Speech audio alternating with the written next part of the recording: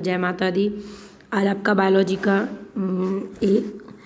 जो मैंने पिछला लेक्चर लिया था, जो पिछला वीडियो लिया था बायोलॉजी के मोस्ट इम्पोर्टेंट क्वेश्चन का, उसी में आगे क्वेश्चन है ये 22वें नंबर का क्वेश्चन है। 21 क्वेश्चन तक मैंने आपके पिछले वीडियो में करवा दिए थे। 22 नंबर का क्वेश्चन ये आप लोगों के सामने। पारिस्थितिकी संबंधित है, थोड़ा सा इसको जूम कर लें। पारिस्थितिकी संबंधित है अस्थिपंजरों से, कीट पतंगों से, जीव एवं पर्यावरण के सहसंबंधों से या मौसम से। तो पारिस्थितिकी या इकोलॉजी की अगर जब बात की जाए तो पारिस्थितिकी होती क्या है, तो पर्यावरण और जीव जंतुओं के बीच जो आपस में जो सह संबंध होता है उसको पारिस्थितिकी कहते हैं। पर्यावरण और जीवों के बीच के संबंध को क्या बोलते हैं? पारिस्थितिकी कहते हैं। नेक्स्ट क्वेश्चन पर चलते हैं। दांतों तथा हड्डियों में पाए जाने वाले तत्व हैं potassium, calcium, calcium magnesium, calcium phosphorus, phosphorus sulphur. तो ये तो आपको बहुत अच्छे से पता होगा, कैल्शियम और फास्फोरस। इसका आंसर है सी, कैल्शियम और फास्फोरस। Answer C. अगला नेक्स्ट क्वेश्चन, वाहिनी विहीन ग्रंथियों के श्रावण को कहते हैं। वाहिनी विहीन ग्रंथियों के श्रावण को मैंने आपको बताया था, एक वाहिनी विहीन होता है और एक ऐसी होता है जिसमें वाहिनियों में चलता है। तो वाहिनियों में बहने वाला जो होता है, वाहिनी विहीन जो होता है जिसका सिक्रेशन डायरेक्ट ब्लड में हो, वो होते हैं आपके हार्मोन। तो इसका आंसर होगा बी। और अगर पूछें कि जो वाहिनी युक्त होता है वो आपके रस होते हैं, एंजाइम्स होते हैं और अदर जितने भी होते हैं वो सब कहीं ना कहीं वाहिनी युक्त होते हैं। अगर वाहिनी विहीन की बात आए तो वो हार्मोन्स होते हैं। ये हार्मोन्स क्या होते हैं? ग्रंथियों से जो हार्मोन निकलेंगे वो डायरेक्ट उनका सिक्रेशन ब्लड में हो जाता है। इसके लिए प्रॉपर बॉडी में कोई अलग से वाहिनी नहीं है। अगला नेक्स्ट क्वेश्चन पर चलते हैं। मानव शरीर में सबसे छोटी हड्डी है। नाखून? बिल्कुल नहीं। जबड़े की हड्डी? नहीं। स्टेपेस? सही। Answer number C, स्टेपेट।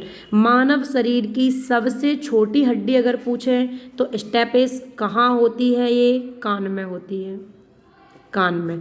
और अगर क्वेश्चन आए कि मानव शरीर की सबसे बड़ी हड्डी, तो सबसे बड़ी हड्डी होती है आपकी फीमर, जो आपकी जांघ में होती है। फीमर कहाँ होती है? जांघ में होती है, थाई बोन जिसको बोल सकते हैं। अगर मानव शरीर की सबसे छोटी हड्डी पूछें तो स्टेपिस कान में होती है, सबसे बड़ी पूछें तो फीमर जो जांघ में होती है। यहाँ पे लिखिए जबड़े की हड्डी, बी ऑप्शन में आपके जबड़े की हड्डी जो आपको दिखाई दे रही। अगर आपसे क्वेश्चन ये आ जाए कि मानव शरीर की सबसे मजबूत हड्डी कौन सी है, तो क्वेश्चन का आंसर सही हो जाएगा जबड़े की हड्डी। यहाँ पे सबसे छोटी पूछी है तो हमें स्टेपिस लगाना है। मानव शरीर की सबसे मजबूत तो जबड़े की हड्डी होगी, सबसे बड़ी फीमर जांघ की हड्डी होगी, सबसे छोटी स्टेपिस कान की हड्डी होगी। और अगर इसमें भी अगर ज़्यादा देखना है कि कितनी हड्डियों की टोटल संख्या की बात करें तो जो वयस्कों में 206 होती है, बच्चों में 300 होती हैं। अगर इनकी संख्या की बात करी जाए तो जो इनका जो सिस्टम होता है दो प्रकार का होता है, एक्सल स्केलेटन सिस्टम और appendicular skeleton system. Axial skeleton system में 80 होती हैं टोटल और अपेंडिकुलर में 126 होती हैं, जिसमें से आपका जो अगर बात करें सिर्फ सिर में या पूरी खोपड़ी की बात करें तो उसमें 29 हड्डी होती है, जिसमें से 8 हड्डी क्रेनियम बनाती हैं, 6 हड्डी आपकी कानों में पाई जाती हैं, 3 मिला के 14 हड्डियाँ आपका चेहरा बनाती हैं, 1 हड्डी आपकी गर्दन में होती है, इसको हॉइड बोलते हैं। अगर चेस्ट की बात करें तो चेस्ट बोन जो एक बीच में होती है उसको बोलते हैं, चेस्ट बोन जो बीच में होती है उसको स्टर्नम बोलते हैं। इसके दोनों ओर इस टाइप से पसलियाँ निकलती हैं। इनकी संख्या कितनी होती है? तो टोटल 24 होती है, 12 जोड़ी होती हैं। ऐसे टोटल मिला के 25 हड्डियाँ अपनी छाती में होती हैं। वर्टिब्रेट कॉलम 26 होते हैं और एक हाथ में आपकी 30 होती हैं, दोनों हाथों में मिला के 60 होती हैं, 60 ही पैरों में होती हैं। अंश मेखला श्रोणी मेखला की बात करें, मतलब शोल्डर बोन, तो अंश मेखला में होती हैं 2 हड्डियाँ, जो कंधे के आगे की साइड की होती है उसको क्लेविकल बोलते हैं, जो पीछे की साइड की होती है उसे स्कैपुला बोलते हैं। ठीक है, आगे बढ़ते हैं। अगर पैर की हड्डी की बात करें तो जांघ में होती है फीमर, घुटने में होती है पटेला, और अगर घुटने के नीचे की बात करें तो टीबिया, फेबुला, ये हड्डियां होती हैं। उसके नीचे टखने की जो होती हैं टार्सल्स होती हैं। पैर के पंजे की बात करें तो मेटाटार्सल्स और फ्लेंजेज, ये हड्डियां होती हैं। आपको मैंने क्लास में कंकाल तंत्र में सब कुछ पढ़ाया हुआ है, और अगर आपको वीडियो ही देखना है तो मैं एक आध दिन में आपको कंकाल तंत्र का पूरा वीडियो डाल दूंगी। अगला नेक्स्ट क्वेश्चन, जीव विज्ञान के क्षेत्र में वर्तमान शताब्दी की सबसे अधिक महत्वपूर्ण खोज क्या है? वर्तमान शताब्दी की, यहाँ पूछा है कि जीव विज्ञान के क्षेत्र में अभी की वर्तमान शताब्दी की सबसे महत्वपूर्ण खोज क्या है, तो वर्तमान शताब्दी की सबसे महत्वपूर्ण खोज है जीन। ये आपको क्वेश्चन याद रखना है कि ये सारी चीज़ें कहीं ना कहीं पहले खोजी गई। जीन इसी शताब्दी का है, तो जीन अभी की सबसे इम्पोर्टेंट खोज है। अगला देखें नेक्स्ट क्वेश्चन। इन सारे क्वेश्चन का आंसर पहले आपको लगाना है, उसके बाद फिर एक क्वेश्चन, फिर इसको आपको मैच करना है। पहले अपने क्वेश्चन के आंसर आप कॉपी पेन लेके बैठें, अपने क्वेश्चन के आंसर लगाएं, फिर मैच करें और मुझे इसी वीडियो के नीचे बताएं कमेंट करके किसके कितने क्वेश्चन सही हुए हैं। देखें अगला, मानव में कभी कभी युग्मक जनन में लिंग गुणसूत्र परस्पर पृथक नहीं होते, मतलब अलग अलग नहीं हो पाते, जिससे गुणसूत्रों की संख्या कभी 45 हो जाती है तो कभी 47 हो जाती है तो कभी 48 भी हो जाती है। ऐसी स्थिति में इसमें से कौन सा जीन रूप और दर्श रूप सही है? देखो अभी आप थोड़ा सा इसको देख लो। अगर हम बात करें इसकी संख्या की, थोड़ा सा मुझे स्पेस चाहिए, यहाँ आ जाओ। पहले तो आप ये देखें क्रोमोसोम की जो संख्या होती है वो प्रत्येक बॉडी में कितनी होती है? मानव शरीर में 23 जोड़ी। कितनी होती है? 23 जोड़ी। टोटल की बात करें तो 46, 40 क्रोमोसोम कुल 46 होते हैं। अगर कभी कभी क्रोमोसोम अलग नहीं हो पाते हैं, जुड़ के चले गए, तो हो सकता है किसी बॉडी में 45 रह जाए, हो सकता है किसी बॉडी में एक ज़्यादा हो जाए तो 47 हो जाए, हो सकता है कभी 48 भी हो जाए संख्या। तो अगर इस टाइप से संख्या हो जाएगी तो उस व्यक्ति को कोई ना कोई सिंड्रोम होगा। ये डिपेंड करता है इसकी संख्या के ऊपर कि कितनी संख्या होगी। तो कुल होते कितने हैं? 40 जोड़ी, जिसमें से 22, जो 46 को कुल होते हैं 23 जोड़ी होते हैं, जिसमें से 22 जोड़ी ऑटोसोम होते हैं और 1 जोड़ी एलोसोम होता है। अब देखें इस क्वेश्चन को कि क्वेश्चन क्या बोल रहा है, इसमें से आंसर देना है।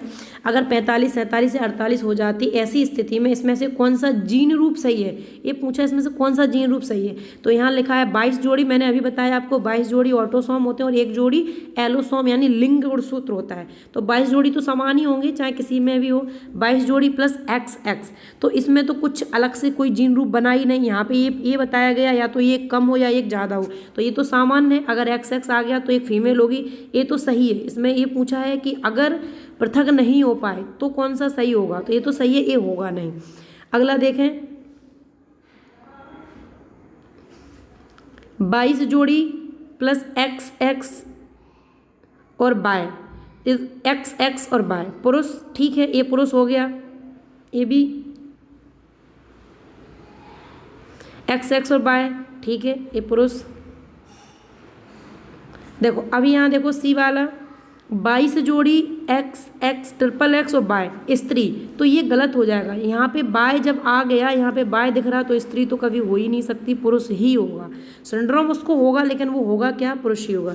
यहाँ पे लिखा 22 जोड़ी और बाय अकेला स्त्री, तो ये भी नहीं हो सकता। जहाँ बाय आ गया, जो लिंग गुणसूत्र होते हैं, जो XX होता है तो ये फीमेल के लिए होता है और X बाय जो होता है वो मेल के लिए होता है। तो यहाँ पे ये पूछा था अगर संख्या 45 हो, 47 हो या 48 हो तो क्या जीन रूप होगा। यहाँ पे 22 जोड़ी मतलब 22 दूनी 44 और 45 और 46, तो यहाँ तो संख्या बराबर 46 ही हो गई, तो ये तो सही है। तो ये तो होगा ही नहीं क्योंकि यहाँ 45 और 47 या 48 का पूछा। तो बी नंबर पे देखें तो 22 जोड़ी मतलब 44 से है, 44 से 45, 45, 40 और 47, तो कौन सा सही होगा? बी नंबर वाला। और यहाँ लिखा भी है कि पुरुष तो होगा लेकिन उसको सिंड्रोम होगा, उसका जीन रूप एक अलग ही रूप से दिखाई देगा, तो इसका आंसर होगा बी। अगला नेक्स्ट क्वेश्चन पर चलते हैं। पैलेग्रा रोग किस पोषक पदार्थ की लगातार कमी से होता है? पैलेग्रा रोग, ये हमने आपको क्लास में विटामिन पढ़ाए थे तब बहुत अच्छे से बताया था। किससे होता है? नियासिन की कमी से पैलेग्रा रोग होता है। अगला चलें आगे।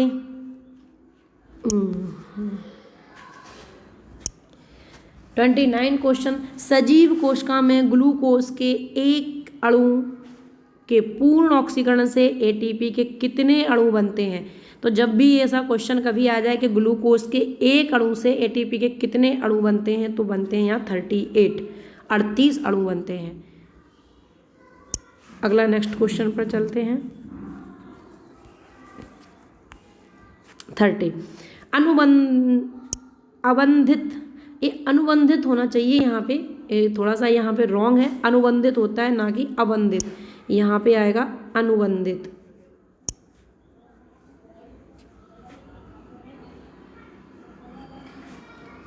अनुबंधित,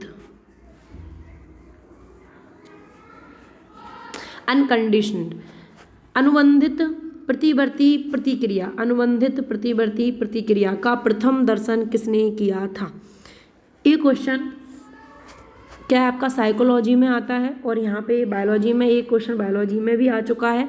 तो इस क्वेश्चन का पहले मैं आपको आंसर बताती हूँ, फिर मैं बताती हूँ कि अनुबंधित प्रतिवर्ती प्रतिक्रिया होता क्या है। तो इसका आंसर है पैवलोव लिखा है, कई बार पावलोवली लिख के आ सकता है, ऐसा भी लिख के आ जाए पावलोव तो भी सही है आंसर, पावलोव।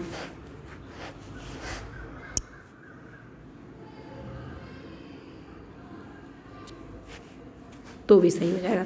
तो इसका आंसर तो आपका ए होगा। पहले तो आप आंसर समझ लो कि इसका आंसर ए होगा। इस थ्योरी को बोलते हैं अनुबंधित प्रतिवर्ती प्रतिक्रिया सिद्धांत या अनकंडीशनल थ्योरी।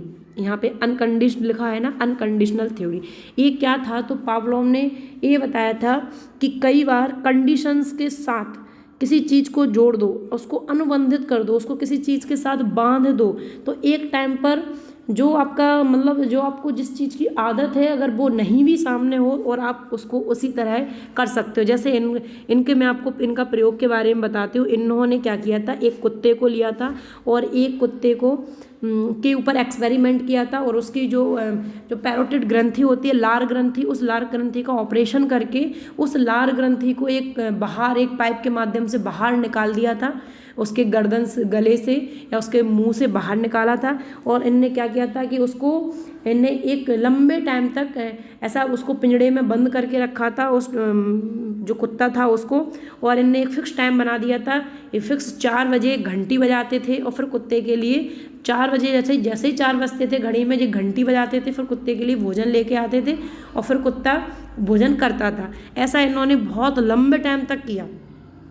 तो इनका एक्सपेरिमेंट ये था कि देखो, भोजन को देख के किसी के भी मुंह में पानी आएगा, किसी के भी मुंह में लार आएगी। भोजन आप जहाँ भी आप भोजन देखोगे आपके मुंह में पानी आ जाएगा। कोई भी खाने पीने की चीज़ देखोगे तो ये तो कैसी क्रिया है कि ये अनुबंधित नहीं है, किसी से बंधी हुई नहीं है, ये नेचुरल, ये प्राकृतिक क्रिया है। ये तो हर किसी के साथ होता, कोई भी प्राणी हो खाने पीने की चीज़ देखेगा और अगर वो भूखा होगा तो उसके मुँह में पानी आएगा ही आएगा। लेकिन इनने उस चीज़ को एक घंटी के साथ बांध दिया था। जैसे ही घंटी बजाते थे, घंटी बजाई, खाना लेके आए, कुत्ते के मुंह में लार आई, फिर घंटी बजाई, खाना लेके आए, कुत्ते के मुंह में लार आई। ऐसा इन्होंने एक महीने तक किया। और एक बार इनने क्या किया कि घंटी बजाई और खाना लेके नहीं आए, फिर भी कुत्ते के मुंह में लार आई। तो घंटी, इनने ये बोल दिया कि एक जो नेचुरल क्रिया है, एक जो प्राकृतिक प्रक्रिया है, उसको इन्होंने एक घंटी से जोड़ के कनेक्ट कर दिया। तो घंटी बजाई और भोजन नहीं भी आया तब भी कुत्ते के मुंह में लार आ गई। क्यों आ गई? क्योंकि कुत्ता भोजन का संबंध उसने घंटी से कहीं ना कहीं जोड़ लिया था कि घंटी बजी भोजन आएगा, और भोजन नहीं लेके आया तो घंटी बजने से मुंह में लार नहीं आती। लार किससे आई? खाना से, लेकिन उसको किसके साथ जोड़ दिया? घंटे के साथ जोड़ दिया। तो इनका यही सिद्धांत था कि कई बार अपन एक टाइम पर एक मतलब एक प्राकृतिक क्रिया के साथ किसी चीज़ को बांध दिया जाए तो जो प्राकृतिक नेचुरल प्रक्रियाएं हैं वो उस बंधी हुई क्रिया के साथ भी हो जाती हैं। तो ये इनका ही सिद्धांत था। आगे बढ़ें, आपको समझ में आ गया होगा, और नहीं आया हो तो आप कमेंट करके मुझे बताएं कि नहीं आया। आगे बढ़ते हैं। 31 वह पदार्थ जो प्रेरणा का युग्मन युग्मानुबंधन, क्या क्या हिंदी दे के रखी, युग्मानुबंधन पर एक न्यूरॉन से दूसरे न्यूरॉन से पेशी में संवहन करता है कहलाता है। क्या कहलाता है? तो इसका जो आंसर होगा आपका 31 का एसेटिलकोलिन। कितना मतलब घुमा घुमा के दे के रखा है। वह पदार्थ जो प्रेरणा का युग्मानुबंधन एक न्यूरॉन से दूसरे न्यूरॉन, जब एक न्यूरॉन से दूसरे न्यूरॉन तक सूचनाओं का जो आदान प्रदान होता है, जो वहाँ पे वो सिनेप्टिक नोब के द्वारा जुड़े रहते हैं, उस संवहन का जो संवहन होता है पेशियों में एक दूसरे से, वो क्या कहलाता है? तो एसेटिलकोलिन कहलाता है। नेक्स्ट क्वेश्चन पर चलते हैं। भक्षी कोशिकाओं जो भक्षण करने वाली हैं, फैगोसाइटिस सेल्स हैं, तो भक्षी कोशिकाओं का कार्य करने वाली यकृत कोशिकाएं कौन सी हैं? कुप्फर सेल हैं। आंसर डी, कुप्फर कोशिकाएं होती हैं जो लीवर सेल में पाई जाती हैं। क्या काम करती हैं? तो भक्षी कोशिकाओं का कार्य करती हैं। सीधी सी बात, भक्षण करती हैं। अगला क्वेश्चन आपके सामने ये 33 नंबर का क्वेश्चन है। हड्डियों को कठोर बनाने वाले लवण मुख्यतः होते हैं। तो हड्डियों को कठोर बनाने वाले आपने बहुत अच्छे से पढ़ा है, कैल्शियम फास्फोरस तो होता ही है, लेकिन मैग्नीशियम भी होता है। तो इसका आंसर ए ही होगा, कैल्शियम फास्फोरस और मैग्नीशियम। अगर पूछे हड्डियों में क्या पाया जाता है तो मैग्नीशियम। अगर पूछे हड्डियों में क्या स्टोर होता है, क्या संचित होता है, तो कैल्शियम और फास्फोरस।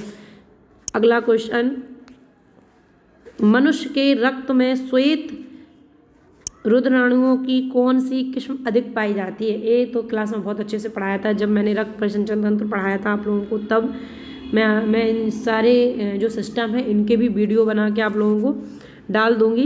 लेकिन इसका आंसर होगा न्यूट्रोफिल्स, जो बहुत ज़्यादा संख्या में सबसे पहले लड़ने वाली यही होती है न्यूट्रोफिल्स। जैसे ही कोई बाहर से अटैक करता है तो न्यूट्रोफिल्स बहुत छोटे छोटी मात्रा में, बहुत ज़्यादा मात्रा में होती हैं और एकदम अटैक करती हैं उन पर। तो यहाँ पे सबसे अधिक कौन सी है? तो न्यूट्रोफिल्स। अगला क्वेश्चन, उपास्थि मतलब कार्टिलेज के बाहरी आवरण को कहते हैं पेरिकार्डियम। उपास्थि क्या होती है? अस्थि होती है कठोर एकदम से। उपास्थि जो सॉफ्ट हड्डी बोल सकते हैं उसको, या आपकी जो ईयर पिन्ना होता है, जो कान का बाहरी जो आकार होता है वो उपास्थि का बना होता है। नोज टिप जो होती है वो उपास्थि की बनी होती है। अगला, कॉकरोच की उथिका में संसेचित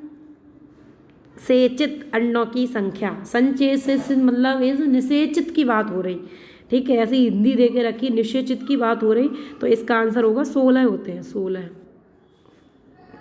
अगला देखें, घरेलू मक्खी के लार्वा को कहते हैं, घरेलू मक्खी जो घरों में मक्खियाँ पाई जाती हैं उनके लार्वा को मैगट कहते हैं, मैगट। Answer C, maggot. अगला 38 नंबर का क्वेश्चन होगा, देखें, कॉकरोच के हृदय में कक्षों की संख्या कितनी होती है? कॉकरोच के हृदय में कक्षों की संख्या होती है 13। कितनी संख्या होती है? 13 संख्या। अगला नेक्स्ट क्वेश्चन पर चलते हैं। मानव सशक एवं अन्य अबालीय स्तनियों में संसेचन कहा जाता है, कहाँ होता है? क्या हिंदी दे के रखी है? इसमें ए पूछा है कि मानव, तो ठीक है समझ में ही आ गया। सशक मीन्स होता है खरगोश, एवं अन्य ओवलीय मतलब जो बच्चों को ओवम देने वाले होते हैं, जिनमें ओवम होते हैं, ओवम से बच्चा बनता है, मतलब अंडे नहीं, अंडा देने वाले वो अलग होते हैं जिनको हम ओवीपेरस बोलते हैं। लेकिन बेबी पेरस में जो स्तनी होते हैं, स्तनियों की बात हो रही, स्तनधारियों की। और किसकी बात हो रही? निषेचन। संसेचन मीन्स होता है फर्टिलाइजेशन, निषेचन। यहाँ पे निषेचन याद कर लो अच्छे से आप, ये हिंदी में बहुत कठिन भाषा दे के रखी, निषेचन, ठीक है, निषेचन। ओवलीय का मतलब है यहाँ पे जो एग होता है, एग का फर्टिलाइजेशन कहाँ होता है? ओवल का, ओवम जो होता है उसका फर्टिलाइजेशन कहाँ होता है? तो सीधा आंसर है फ्लोपियन ट्यूब, निषेचन नलिका में होता है। अंडाशय में होता नहीं, अंडाशय में अंडे होते हैं, गर्भाशय में बच्चे का विकास होता है, योनि के द्वारा डिलीवरी होती है, प्रसव होता है, लेकिन फ्लोपियन नलिका में निषेचन की क्रिया होती है। यही पूछा था, निषेचन कहाँ होता है? तो मानव में, सशक में और स्तनधारियों में, इनमें निषेचन कहाँ होता है? फ्लोपियन ट्यूब में। अगला क्वेश्चन, प्रोजेस्टेरोन हार्मोन का स्रावण किसके द्वारा होता है? प्रोजेस्टेरोन हार्मोन को ही बोलते हैं गर्भावस्था का हार्मोन। और इसका जो स्रावण जो होता है वो होता है कार्पस ल्यूटियम से। यहाँ पे लिखा है लुटियम, ये कार्पस ल्यूटियम होता है, यहाँ से होता है। कार्पस ल्यूटियम क्या होता है कि जब ओवम रिलीज होता है, जब अंडोत्सर्ग की क्रिया हो जाती है, उसके बाद जो बचे हुए फॉलिकल्स होते हैं उनको बोलते हैं कार्पस ल्यूटियम। और जैसे ही ओव्यूलेशन होता है उसके बाद कार्पस ल्यूटियम के द्वारा प्रोजेस्टेरोन हार्मोन निकलना शुरू होता है। और प्रोजेस्टेरोन हार्मोन निकलता है तब गर्भाशय अपने आप को तैयार करता है और एक एंड्रोमेट्रियम लेयर बन जाती है उसके अंदर, जो भ्रूण विकास के लिए, भ्रूण रोपण के लिए अति आवश्यक होती है। अगला क्वेश्चन, स्तनियों के बाह्यकर्ण में कठोर अवलंबन रचना होती है। स्तनियों के बाह्यकर्ण में कठोर अवलंबन रचना होती है। बाह्यकर्ण की बात कर रहे हैं तो बाह्यकर्ण में रचना जो होती है वो कौन सी होती है? तो अभी मैंने थोड़ी देर पहले बताया कि जो ईयर पिन्ना बनी होती है वो उपास्थि की, तो इसमें लिखेंगे हम लचीली उपास्थि। अगला क्वेश्चन, सभी कीट होते हैं, सभी कीट यूरिकोटैलिक होते हैं, यूरिक अम्ल का उत्सर्जन करते हैं, यूरिक अम्ल की मात्रा ज़्यादा होती है तो यूरिकोटैलिक होते हैं। अमोनोटैलिक जलीय जीव होते हैं, अमीनोटैलिक, यूरियोटैलिक स्तनधारी होते हैं और यूरिकोटैलिक सभी कीट पतंगे यूरिकोटैलिक होते हैं। अगला क्वेश्चन, जीवन रक्षक हार्मोन किस ग्रंथि से स्रावित होता है? एड्रीनल ग्रंथि से। एड्रीनल ग्रंथि से जीवन रक्षक हार्मोन किस ग्रंथि से स्रावित होता है? तो एड्रीनल ग्रंथि से। अगला, मछलियों के हृदय की विशेषता है, इसमें अशुद्ध रक्त ही होता है।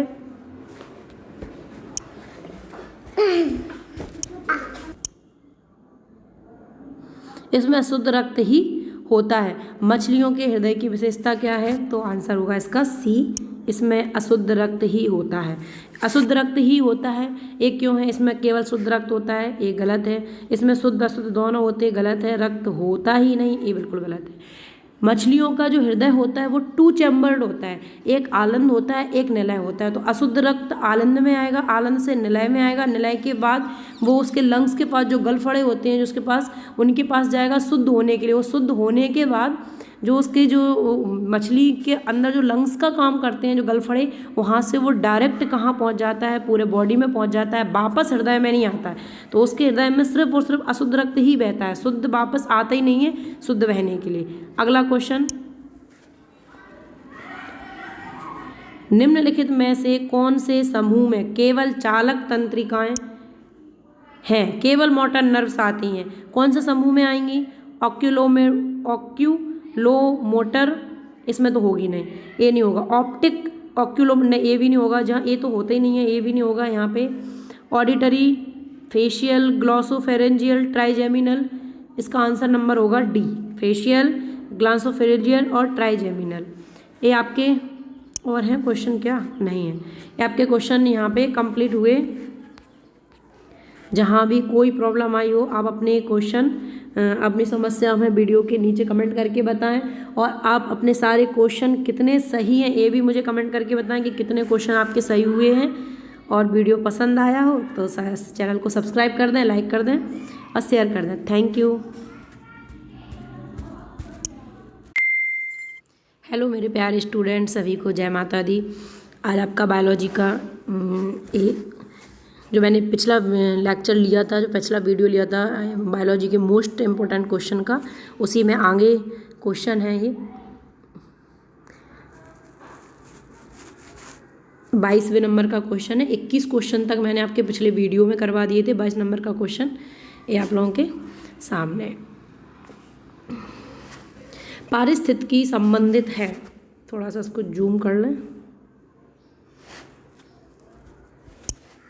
पारिस्थितिकी संबंधित है अस्थिपंजरों से, कीट पतंगों से, जीव एवं पर्यावरण के सहसंबंधों से या मौसम से। तो पारिस्थितिकी या इकोलॉजी की अगर जब बात की जाए तो पारिस्थितिकी होती क्या है? तो पर्यावरण और जीव जंतुओं के बीच जो आपस में जो सहसंबंध होता है उसको पारिस्थितिकी कहते हैं। पर्यावरण और जीवों के बीच के संबंध को क्या बोलते हैं? पारिस्थितिकी कहते हैं। नेक्स्ट क्वेश्चन पर चलते हैं। दांतों तथा हड्डियों में पाए जाने वाले तत्व हैं potassium, calcium, calcium magnesium, calcium phosphorus, phosphorus sulphur. तो ये तो आपको बहुत अच्छे से पता होगा, कैल्शियम और फास्फोरस। इसका आंसर है सी, कैल्शियम और फास्फोरस। Answer C. अगला नेक्स्ट क्वेश्चन, वाहिनी विहीन ग्रंथियों के श्रावण को कहते हैं। वाहिनी विहीन ग्रंथियों के श्रावण को मैंने आपको बताया था, एक वाहिनी विहीन होता है और एक ऐसी होता है जिसमें वाहिनियों में चलता है। तो वाहिनियों में बहने वाला जो होता है, वाहिनी विहीन जो होता है, जिसका सिक्रेशन डायरेक्ट ब्लड में हो, वो होते हैं आपके हार्मोन। तो इसका आंसर होगा बी। और अगर पूछें कि जो वाहिनी युक्त होता है, वो आपके रस होते हैं, एंजाइम्स होते हैं और अदर जितने भी होते हैं, वो सब कहीं ना कहीं वाहिनी युक्त होते हैं। अगर वाहिनी विहीन की बात आए तो वो हार्मोन्स होते हैं। ये हार्मोन्स क्या होते हैं, ग्रंथियों से जो हार्मोन निकलेंगे वो डायरेक्ट उनका सिक्रेशन ब्लड में हो जाता है। इसके लिए प्रॉपर बॉडी में कोई अलग से वाहिनी नहीं है।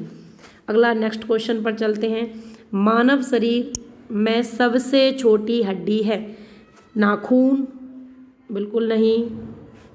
जबड़े की हड्डी, नहीं। स्टेपेस, सही। Answer number C, स्टेपेट।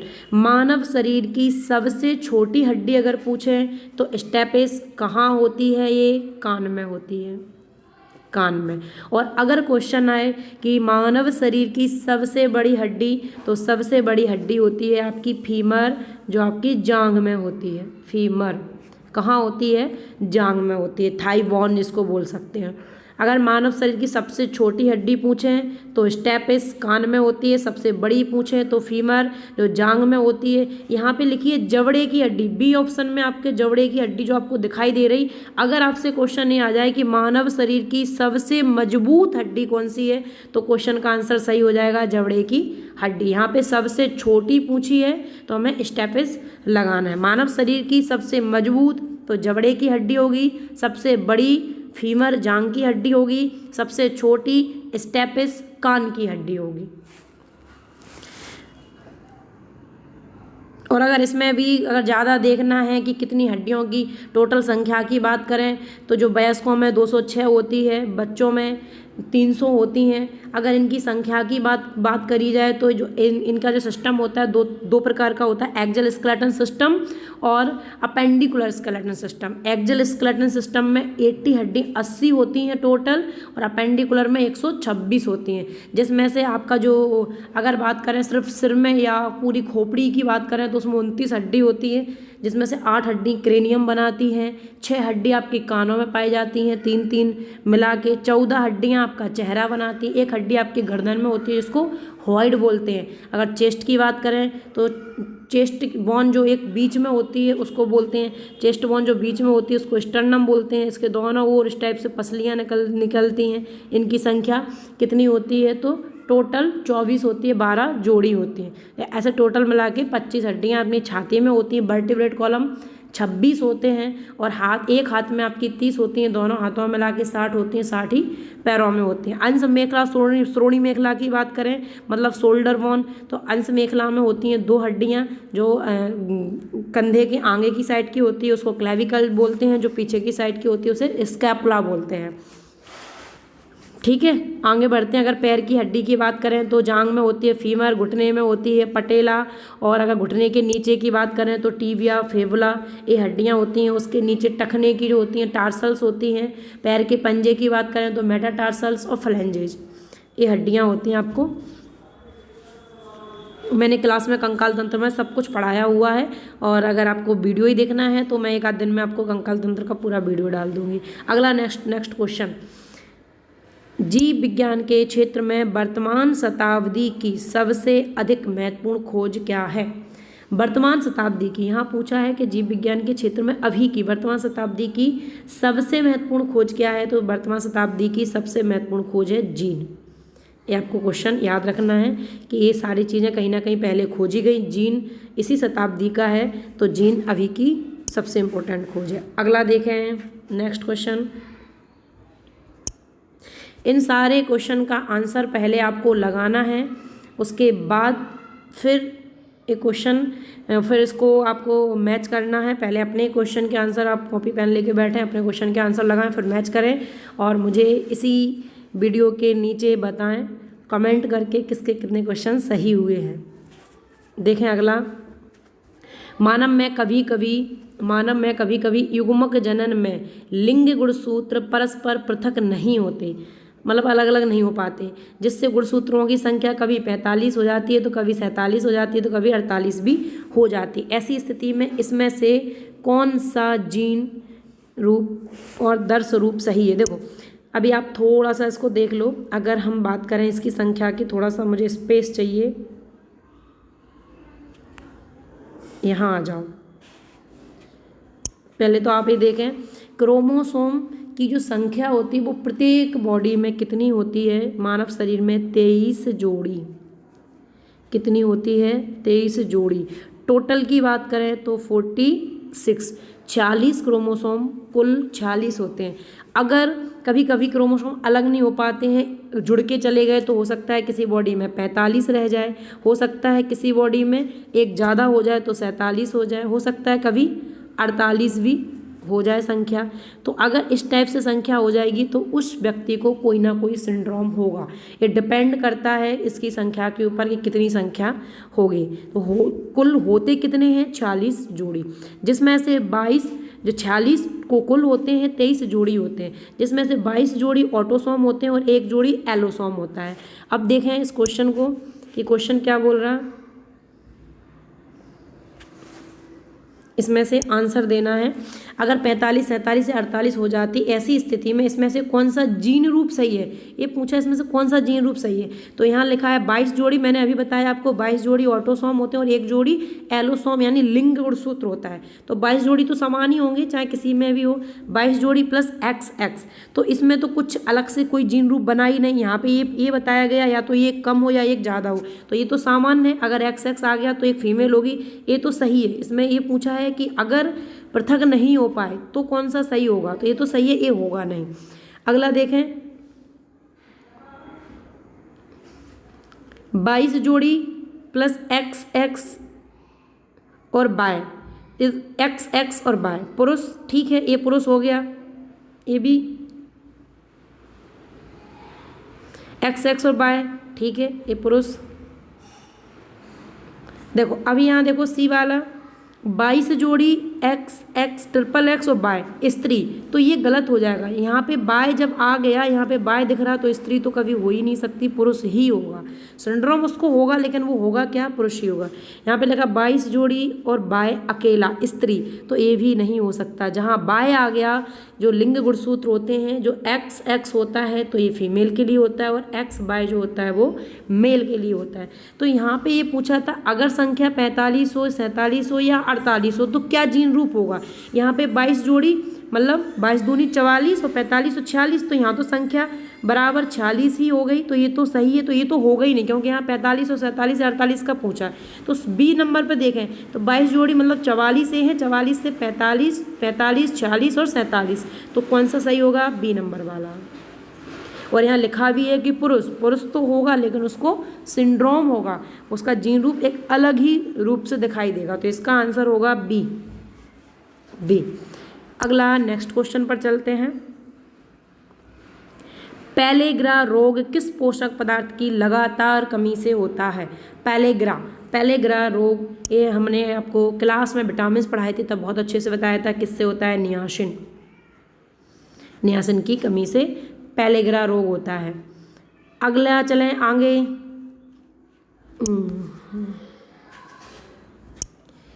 29 क्वेश्चन, सजीव कोशिका में ग्लूकोज के एक अणु के पूर्ण ऑक्सीकरण से ATP के कितने अणु बनते हैं? तो जब भी ऐसा क्वेश्चन कभी आ जाए कि ग्लूकोज के एक अणु से ATP के कितने अणु बनते हैं, तो बनते हैं यहाँ 38 अणु बनते हैं। अगला नेक्स्ट क्वेश्चन पर चलते हैं, 30 अवंधित, ये अनुबंधित होना चाहिए यहाँ पे, थोड़ा सा यहाँ पे रॉन्ग है, अनुबंधित होता है ना कि अवंधित, यहाँ पे आएगा अनुबंधित।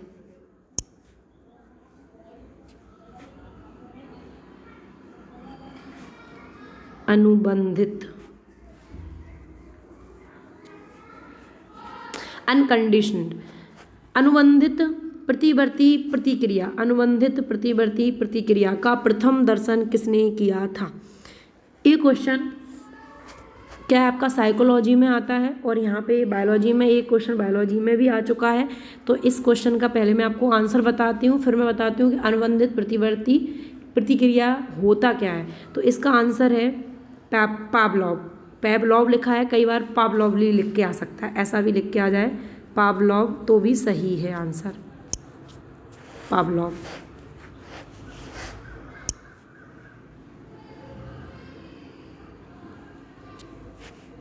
तो भी सही हो जाएगा। तो इसका आंसर तो आपका ए होगा। पहले तो आप आंसर समझ लो कि इसका आंसर ए होगा। इस थ्योरी को बोलते हैं अनुबंधित प्रतिवर्ती प्रतिक्रिया सिद्धांत या अनकंडीशनल थ्योरी। यहाँ पे अनकंडीशनल लिखा है ना, अनकंडीशनल थ्योरी।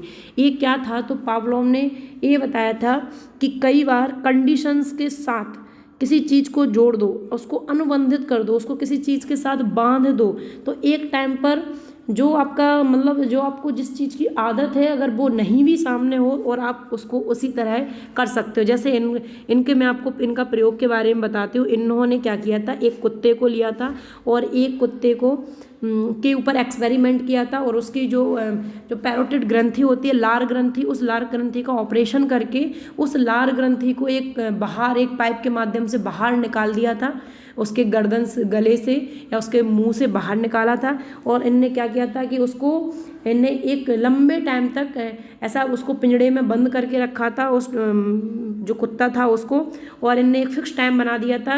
ये फिक्स 4 बजे घंटी बजाते थे और फिर कुत्ते के लिए 4 बजे जैसे ही 4 बजते थे घड़ी में, जो घंटी बजाते थे, फिर कुत्ते के लिए भोजन लेके आते थे और फिर कुत्ता भोजन करता था। ऐसा इन्होंने बहुत लंबे टाइम तक किया। तो इनका एक्सपेरिमेंट ये था कि देखो, भोजन को देख के किसी के भी मुंह में पानी आएगा, किसी के भी मुंह में लार आएगी। भोजन आप जहाँ भी आप भोजन देखोगे आपके मुंह में पानी आ जाएगा। कोई भी खाने पीने की चीज़ देखोगे तो ये तो कैसी क्रिया है कि ये अनुबंधित नहीं है, किसी से बंधी हुई नहीं है, ये नेचुरल, ये प्राकृतिक क्रिया है। ये तो हर किसी के साथ होता, कोई भी प्राणी हो खाने पीने की चीज़ देखेगा और अगर वो भूखा होगा तो उसके मुँह में पानी आएगा ही आएगा। लेकिन इनने उस चीज़ को एक घंटी के साथ बांध दिया था। जैसे ही घंटी बजाते थे, घंटी बजाई, खाना लेके आए, कुत्ते के मुंह में लार आई, फिर घंटी बजाई, खाना लेके आए, कुत्ते के मुंह में लार आई। ऐसा इन्होंने एक महीने तक किया। और एक बार इनने क्या किया कि घंटी बजाई और खाना लेके नहीं आए, फिर भी कुत्ते के मुंह में लार आई। तो घंटी, इनने ये बोल दिया कि एक जो नेचुरल क्रिया है, एक जो प्राकृतिक प्रक्रिया है, उसको इन्होंने एक घंटी से जोड़ के कनेक्ट कर दिया। तो घंटी बजाई और भोजन नहीं भी आया तब भी कुत्ते के मुंह में लार आ गई। क्यों आ गई? क्योंकि कुत्ता भोजन का संबंध उसने घंटी से कहीं ना कहीं जोड़ लिया था कि घंटी बजी भोजन आएगा, और भोजन नहीं लेके आया तो घंटी बजने से मुंह में लार नहीं आती। लार किससे आई? खाना से, लेकिन उसको किसके साथ जोड़ दिया? घंटे के साथ जोड़ दिया। तो इनका यही सिद्धांत था कि कई बार अपन एक टाइम पर एक मतलब एक प्राकृतिक क्रिया के साथ किसी चीज़ को बांध दिया जाए तो जो प्राकृतिक नेचुरल प्रक्रियाएं हैं वो उस बंधी हुई क्रिया के साथ भी हो जाती हैं। तो ये इनका ही सिद्धांत था। आगे बढ़ें, आपको समझ में आ गया होगा, और नहीं आया हो तो आप कमेंट करके मुझे बताएं कि नहीं आया। आगे बढ़ते हैं। 31, वह पदार्थ जो प्रेरणा का युग्मानुबंधन, क्या हिंदी दे के रखी, युग्मानुबंधन पर एक न्यूरॉन से दूसरे न्यूरॉन से पेशी में संवहन करता है, कहलाता है। क्या कहलाता है? तो इसका जो आंसर होगा आपका 31 का एसेटिलकोलिन। कितना मतलब घुमा के दे के रखा है। वह पदार्थ जो प्रेरणा का युग्मानुबंधन, एक न्यूरॉन से दूसरे न्यूरॉन, जब एक न्यूरॉन से दूसरे न्यूरॉन तक सूचनाओं का जो आदान प्रदान होता है, जो वहाँ पे वो सिनेप्टिक नोब के द्वारा जुड़े रहते हैं, उस संवहन का जो संवहन होता है पेशियों में एक दूसरे से, वो क्या कहलाता है? तो एसेटिलकोलिन कहलाता है। नेक्स्ट क्वेश्चन पर चलते हैं। भक्षी कोशिकाओं, जो भक्षण करने वाली हैं, फैगोसाइटिस सेल्स हैं, तो भक्षी कोशिकाओं का कार्य करने वाली यकृत कोशिकाएं कौन सी हैं? कुप्फर सेल हैं। आंसर डी, कुप्फर कोशिकाएं होती हैं जो लिवर सेल में पाई जाती हैं। क्या काम करती हैं? तो भक्षी कोशिकाओं का कार्य करने का कार्य करती हैं, सीधी सी बात, भक्षण करती हैं। अगला क्वेश्चन आपके सामने ये 33 नंबर का क्वेश्चन है, हड्डियों को कठोर बनाने वाले लवण मुख्यतः होते हैं। तो हड्डियों को कठोर बनाने वाले आपने बहुत अच्छे से पढ़ा है, कैल्शियम फास्फोरस तो होता ही है, लेकिन मैग्नीशियम भी होता है, तो इसका आंसर ए ही होगा, कैल्शियम फास्फोरस और मैग्नीशियम। अगर पूछे हड्डियों में क्या पाया जाता है तो मैग्नीशियम, अगर पूछे हड्डियों में क्या स्टोर होता है, क्या संचित होता है, तो कैल्शियम और फास्फोरस। अगला क्वेश्चन, मनुष्य के रक्त में श्वेत रुधिराणुओं की कौन सी किस्म अधिक पाई जाती है। ये तो क्लास में बहुत अच्छे से पढ़ाया था, जब मैंने रक्त परिसंचरण तंत्र पढ़ाया था आप लोगों को, तब मैं इन सारे जो सिस्टम है इनके भी वीडियो बना के आप लोगों को डाल दूंगी, लेकिन इसका आंसर होगा न्यूट्रोफिल्स, जो बहुत ज़्यादा संख्या में सबसे पहले लड़ने वाली यही होती है न्यूट्रोफिल्स। जैसे ही कोई बाहर से अटैक करता है तो न्यूट्रोफिल्स बहुत छोटे छोटी मात्रा में, बहुत ज़्यादा मात्रा में होती हैं और एकदम अटैक करती हैं उन पर। तो यहाँ पे सबसे अधिक कौन सी है, तो न्यूट्रोफिल्स। अगला क्वेश्चन, उपास्थि मतलब कार्टिलेज के बाहरी आवरण को कहते हैं पेरिकार्डियम। उपास्थि क्या होती है, अस्थि होती है कठोर एकदम से। उपास्थि जो सॉफ्ट हड्डी बोल सकते हैं उसको, या आपकी जो ईयर पिन्ना होता है, जो कान का बाहरी जो आकार होता है वो उपास्थि का बना होता है। नोज टिप जो होती है वो उपास्थि की बनी होती है। अगला, कॉकरोच की उथिका में संसेचित अंडों की संख्या, संचेसित मतलब ये निषेचित की बात हो रही, ठीक है, ऐसी हिंदी दे के रखी, निषेचित की बात हो रही, तो इसका आंसर होगा 16 होते हैं, 16। अगला देखें, घरेलू मक्खी के लार्वा को कहते हैं, घरेलू मक्खी जो घरों में मक्खियाँ पाई जाती हैं उनके लार्वा को मैगट कहते हैं, मैगट, आंसर सी, मैगट। अगला 38 नंबर का क्वेश्चन होगा, देखें, कॉकरोच के हृदय में कक्षों की संख्या कितनी होती है। कॉकरोच के हृदय में कक्षों की संख्या होती है 13। कितनी संख्या होती है, 13 संख्या। अगला नेक्स्ट क्वेश्चन पर चलते हैं, मानव सशक एवं अन्य अबालीय स्तनियों में संसेचन कहा जाता है, कहाँ होता है, क्या हिंदी दे के रखी है। इसमें ए पूछा है कि मानव, तो ठीक है समझ में ही आ गया, सशक मीन्स होता है खरगोश, एवं अन्य ओवलीय मतलब जो बच्चों को ओवम देने वाले होते हैं, जिनमें ओवम होते हैं, ओवम से बच्चा बनता है, मतलब अंडे नहीं, अंडा देने वाले वो अलग होते हैं जिनको हम ओवी पेरस बोलते हैं, लेकिन बेबी पेरस में जो स्तनी होते हैं, स्तनियों की बात हो रही, स्तनधारियों की। और किसकी बात हो रही, निषेचन। संसेचन मीन्स होता है फर्टिलाइजेशन, निषेचन, यहाँ पे निषेचन याद कर लो अच्छे से आप, ये हिंदी में बहुत कठिन भाषा दे के रखी, निषेचन, ठीक है, निषेचन। ओवोलियल का मतलब है यहाँ पे जो एग होता है, एग का फर्टिलाइजेशन कहाँ होता है, ओवल का, ओवम जो होता है उसका फर्टिलाइजेशन कहाँ होता है, तो सीधा आंसर है फ्लोपियन ट्यूब, निषेचन नलिका में होता है। अंडाशय में होता नहीं, अंडाशय में अंडे होते हैं, गर्भाशय में बच्चे का विकास होता है, योनि के द्वारा डिलीवरी होती है, प्रसव होता है, लेकिन फ्लोपियन नलिका में निषेचन की क्रिया होती है। यही पूछा था, निषेचन कहाँ होता है, तो मानव में, सशक में और स्तनधारियों में, इनमें निषेचन कहाँ होता है, फ्लोपियन ट्यूब में। अगला क्वेश्चन, प्रोजेस्टेरोन हार्मोन का स्रावण किसके द्वारा होता है। प्रोजेस्टेरोन हार्मोन को ही बोलते हैं गर्भावस्था का हार्मोन, और इसका जो स्रावण जो होता है वो होता है कार्पस ल्यूटियम से।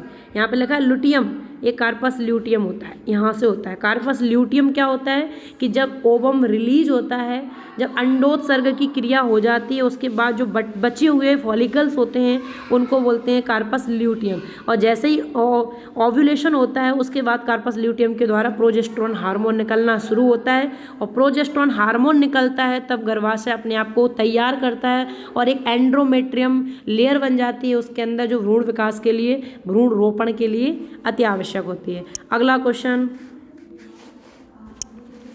स्तनियों के बाह्य कर्ण में कठोर अवलंबन रचना होती है। स्तनियों के बाह्य कर्ण में कठोर अवलंबन रचना होती है। बाह्य कर्ण की बात कर रहे हैं तो बाह्य कर्ण में रचना जो होती है वो कौन सी होती है, तो अभी मैंने थोड़ी देर पहले बताया कि जो ईयर पिन्ना बनी होती है वो उपास्थि की, तो इसमें लिखेंगे हम लचीली उपास थी। अगला क्वेश्चन, सभी कीट होते हैं, सभी कीट यूरिकोटैलिक होते हैं, यूरिक अम्ल का उत्सर्जन करते हैं, यूरिक अम्ल की मात्रा ज़्यादा होती है तो यूरिकोटैलिक होते हैं। अमोनोटैलिक जलीय जीव होते हैं, अमीनोटैलिक, यूरियोटैलिक स्तनधारी होते हैं और यूरिकोटैलिक सभी कीट पतंगे यूरिकोटैलिक होते हैं। अगला क्वेश्चन, जीवन रक्षक हार्मोन किस ग्रंथि से स्रावित होता है?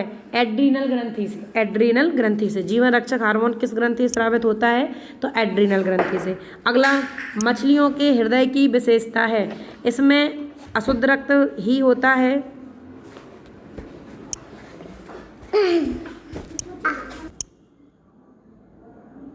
इसमें अशुद्ध रक्त ही होता है। मछलियों के हृदय की विशेषता क्या है? तो आंसर होगा इसका सी, इसमें अशुद्ध रक्त ही होता है। अशुद्ध रक्त ही होता है, एक क्यों है? इसमें केवल शुद्ध रक्त होता है, ये गलत है। इसमें शुद्ध अशुद्ध दोनों होते, गलत है। रक्त होता ही नहीं, ये बिल्कुल गलत है। मछलियों का जो हृदय होता है वो 2 चैम्बर्ड होता है, एक आलंद होता है, एक निलय होता है। तो अशुद्ध रक्त आलंद में आएगा, आलंद से निलय में आएगा, निलय के बाद वो उसके लंग्स के पास जो गलफड़े होते हैं जो उसके पास, उनके पास जाएगा शुद्ध होने के लिए। वो शुद्ध होने के बाद जो उसके जो मछली के अंदर जो लंग्स का काम करते हैं जो गलफड़े, वहाँ से वो डायरेक्ट कहाँ पहुँच जाता है? पूरे बॉडी में पहुँच जाता है, वापस हृदय में नहीं आता है। तो उसके हृदय में सिर्फ और सिर्फ अशुद्ध रक्त ही बहता है, शुद्ध वापस आता ही नहीं है शुद्ध बहने के लिए। अगला क्वेश्चन, निम्नलिखित में से कौन से समूह में केवल चालक तंत्रिकाएं हैं, केवल मोटर नर्व्स आती हैं? कौन से समूह में आएंगी?